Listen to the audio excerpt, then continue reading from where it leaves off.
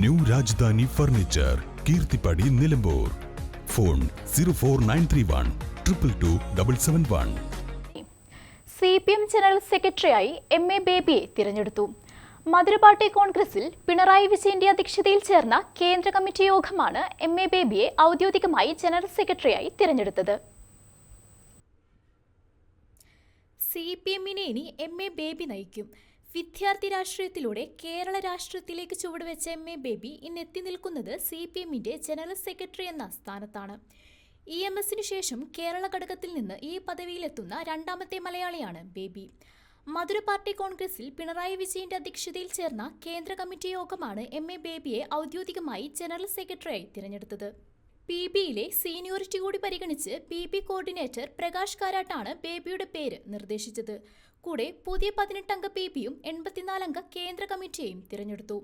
പ്രകാശ് കാരാട്ടിന്റെയും കേരള ഘടകത്തിന്റെയും പൂർണ്ണ പിന്തുണയോടെ general secretary സ്ഥാനത്ത് ഇനി MA ബേബിയാണ്.